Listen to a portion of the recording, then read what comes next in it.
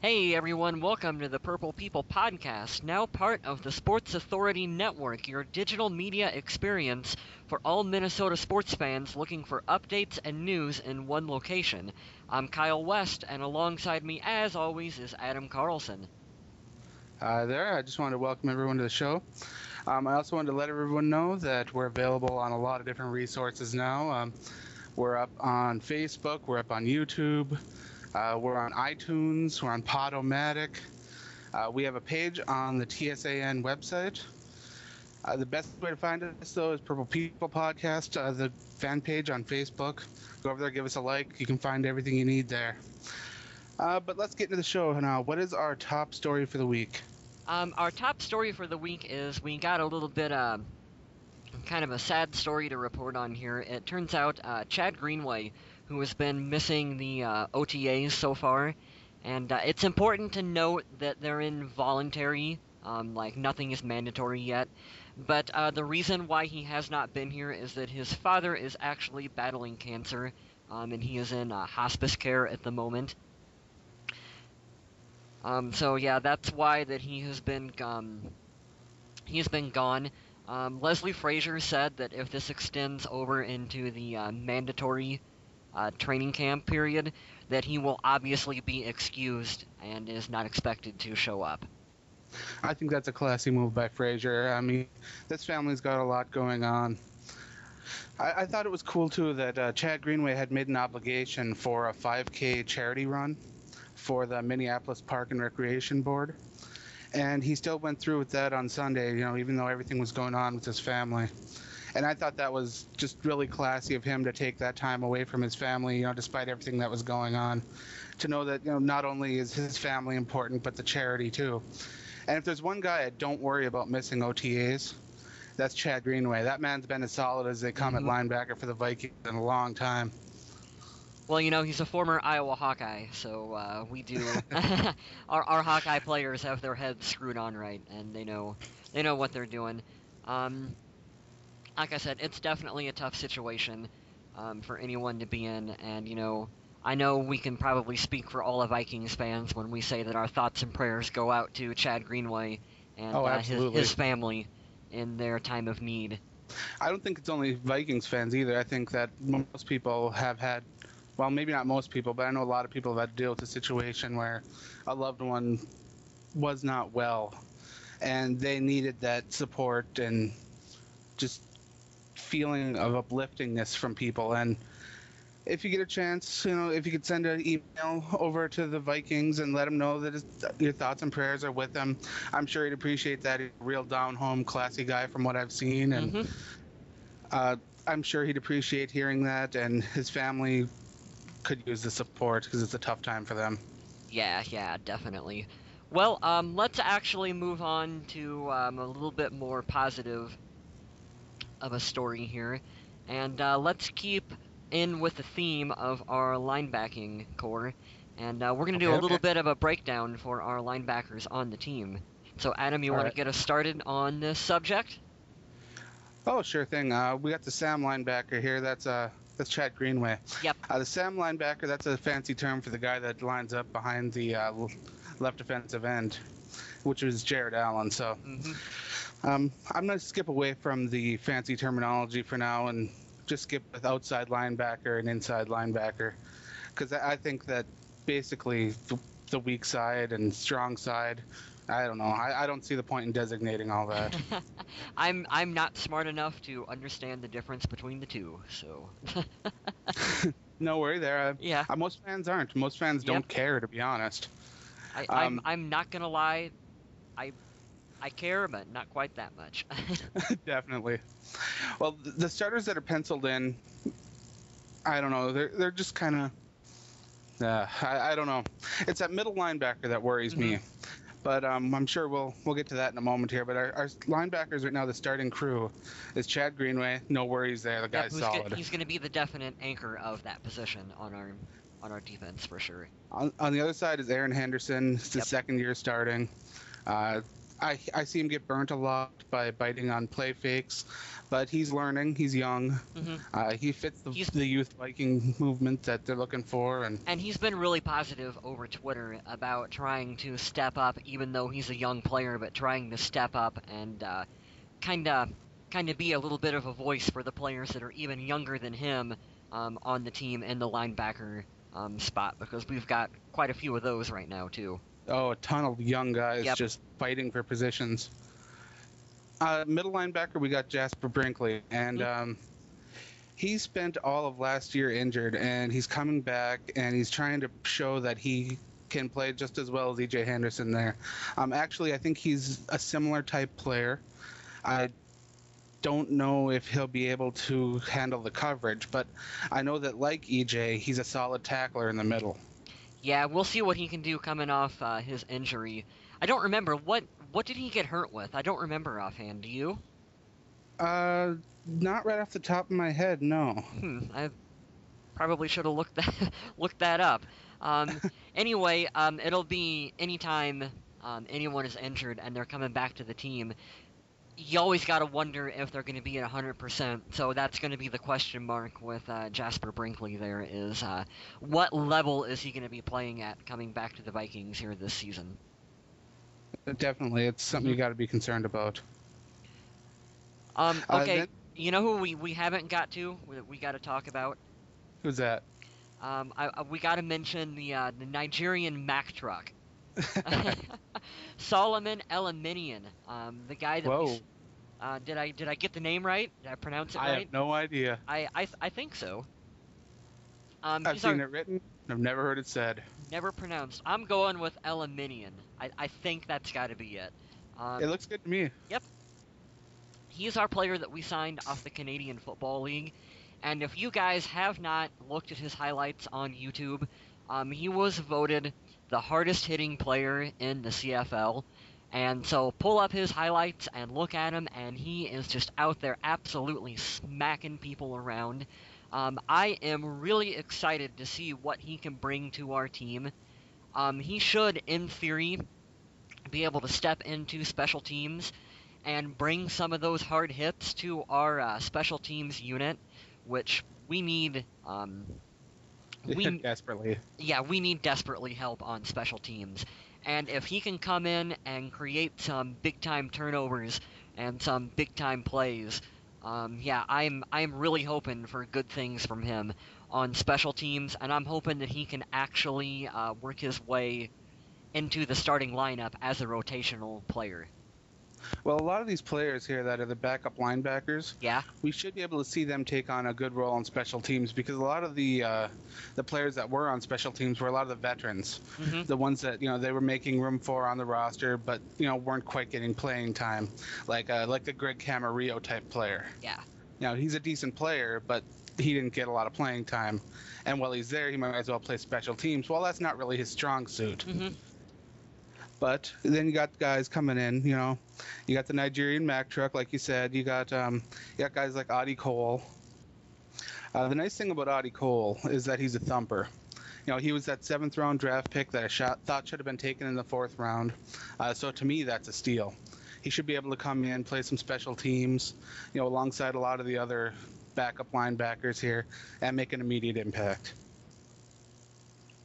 What do you think, Kyle? Yeah, I really haven't done a lot of research on him. Like I said, the linebacker position is not really one that I pay that close of attention to. But anyone who can come in and help the team, obviously is a good thing.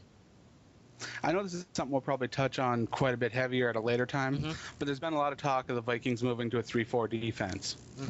And right now, with this linebacking personnel the way it is, it's impossible. Yeah. It can't happen. Yep. I understand that there are some guys that play defensive end that you might be able to move out there, but to me, that's just kind of substituting. I mean, Everson Griffin, sure, he could play outside linebacker, but right now it doesn't seem like he's quite ready. People are talking about moving Jared Allen to outside linebacker. He's totally against that. Yeah, basically, so long as we got Jared Allen on the team doing what he does and playing at a high level, this defense isn't going to change to anything. I mean, it's just not gonna happen. We're gonna continue running what we're running so long as Jared Allen is getting 22 sacks a season.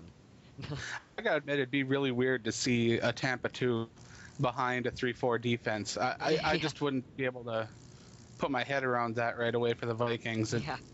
Well, actually, you know what? You just gave us a very good transition here, talking about a little bit on our coaching staff. Let's continue on with our trend of linebackers and coaches, and let's talk about Mike Singletary. Um, Okay. this was a question that I wanted to bring up.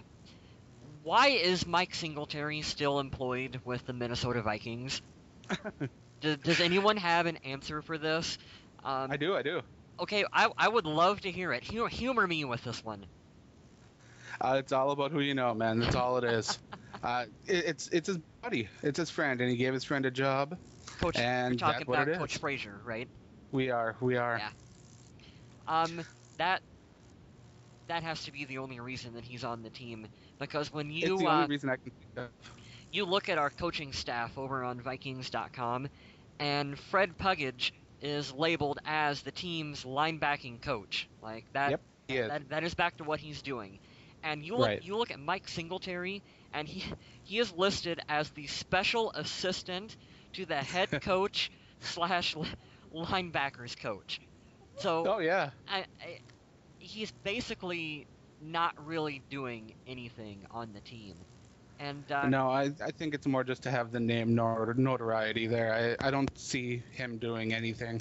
yeah, and God bless him for being a Hall of Fame player with the Chicago Bears.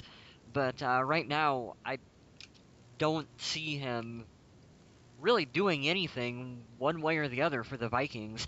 If anything, you heard some of the horror stories coming out last season about how he was trying to pawn his work off onto other coaches underneath him in the chain of command, and really didn't do anything. And a lot of people actually felt that Chad Greenway was worse under his supervision. So I don't know. I would really like to just see, after this season, Mike Singletary move on and continue his career in the NFL elsewhere. Well, my feelings about Singletary are this. He came from his coaching stint there in San Francisco. And his background, his major coaching background, Hmm. was a 3-4 defense. Hmm. Now, that's not going to help a whole lot to try to help out the Minnesota defense. That's just not going to work. But I could see, okay, maybe that's not his specialty. Maybe he could take on, a couple of responsibilities, learn more about the 4-3. But the problem is X's and O's, the game plan. From what I've read, that's one of his weakest standpoints, is getting up, and drawing out a play and showing Yeah. players how it works. And I've also read a lot of reports that he was skipping mandatory meetings. Yeah, I had heard that too. And that kind of struck me as really strange, because you heard from his time where he was the head coach of the 49ers, that while he might not have been the best at what he did, he was a really good motivator for players, and he's a good motivational speaker. So Oh, definitely. you would think that at least having him on the team, he would be able to motivate uh, some of the players, that are underneath him, and I'm not even really hearing anything about that from him either. Well, I actually have heard a little bit. Yeah? Apparently, a lot of players don't like the way that he is an authoritative figure. That he says something and that's the way it is. Uh-huh. He refuses to listen to other things. You do it that way and you do it now. Well, And that's not the Minnesota atmosphere. Minnesota's Minnesota nice. mhm, That's the way it's always been. yeah. Maybe, You know, he- it's encouragement, enthusiasm. That's what coaches want to see, not demands and barking orders. he is a very old school player with very old school ethics, and he comes from an NFL that is drastically different than how it's played today. Definitely. So I don't know. He might be a little bit of a dinosaur out there on the team with some of his philosophies and whatnot. That could very well be the case. Yep. Okay, so you want to switch gears here, unless you got anything else to say about Singletary. No, we can switch it up here. Okay. Let's I talk think we about. bashed on that man enough for now. Yeah, I'm sure we'll have Poor more to guy. say about him come regular season. We'll blame him every time we take a loss. It'll be Mike Singletary's fault. Every time Leslie Frazier spits out coffee, I'm gonna say, "Darn that Singletary." Yeah. Um. Okay. Our next topic is we want to talk about which rookie we think will have the biggest impact on the team in 2012, other than Matt Kalil. Because everyone pretty much knows already that Kalil is going to step in and should do great things for the team, and a lot has been said about him, but not a lot has been said, or not as much has been said, about some of the other players that we drafted. Right. So, Now, I want to add Harrison Smith to that list, too. I mean, the first rounders, yep, they yeah, should be able to step in. They should be able to contribute. They shouldn't surprise anybody. yeah, they should be making a big impact on the team. That's why they were drafted in the first round. Okay. Absolutely. Yep.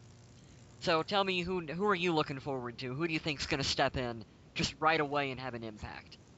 Well, the most obvious one, Blair Walsh. Yep. The Blair Walsh Project.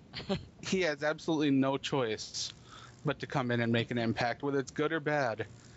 People will see him this year. People will see what he does. Now, for you guys that aren't familiar, Blair Walsh is the kicker that was drafted by the Vikings this year. He had a drop-off in his senior year because, according to what I've read, coaches were trying to change his stance. But apparently he's ready to go back to the way he was. And the kid's got a boomer for a leg. If we don't see a lot of touchbacks from him this year, I'm going to be shocked. Yeah, having him on the doing the kickoffs like that should be a definite improvement. What I am worried about is close games that are close this season, where it comes down to needing a field goal to win it, is how accurate he is going to be. Because, like I said, a lot of games could come down to those 3 points, meaning a win or a loss for Minnesota. Now, I'm going to sound like a bad Vikings fan here, but please bear with me, people. Okay. All right. Blair Walsh misses a field goal to win the game this year. So what? Yeah, no, that's a really good point. You know, I don't see the Vikings making a Super Bowl run this year. I love the Vikings, I do, but I just don't see it happening. Yeah. So why not I give the guy guess some experience, get him out there, give him some shots. If he misses a kick or two, no big whoop. Get him out there, get him the experience, let him feel the pressure. Just give him that on the field time. I guess what Adam is saying is, if he misses a field goal, please don't treat him like Gary Anderson. Don't blame the entire thing on the Blair Walsh Project just because he misses a field goal here or there. It's honestly, that's probably gonna happen. Well, that's exactly what it is right now. Is it's a project. Yep. They have no idea what to expect out of him this season, and none of us do either. We'll have to watch and see. I'm looking And forward. that's the fun part. I'm looking forward to seeing him in training camp and preseason, just to see what he can do. But now, if we're talking about rookies that are going to make an impact that aren't going to start immediately, we're talking about guys like Robert Blanton. Oh, okay. Who could very well be the starting safety opposite Harrison Smith. Yeah, I could foresee that definitely happening if he has a solid training camp and preseason. Yep. Now, that's a former teammate of Harrison Smith's at Notre Dame. So there could be some chemistry there. This Vikings team, there's an awful lot of Notre Dame guys on that team. Yeah, we're the Minnesota Fighting Irish. It sure seems that way.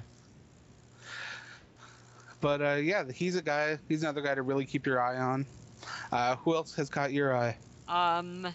Well, Red Ellison. I'm interested in seeing what he is going to do. I know you're a big fan of his, right? Oh, listeners last week know exactly how I feel about Red Ellison. Yeah, and just ever since I heard about him on his fishing boat and just like started to cry when he was drafted by the Vikings, it's like, how could you not be intrigued by this player? It's like I'm really interested to see what he can do. Yeah, people that were listening last week know exactly how I feel about Red Ellison. I'm a big fan of that man. I've been watching a lot of his videos, especially the YouTube ones, of him lining up in the backfield at fullback and at tight end, and making catches out of the backfield and plowing holes for running backs.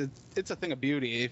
If you're that kind of smash mouth football with a big guy lowering his shoulder, going through guys, check it out. You will love it.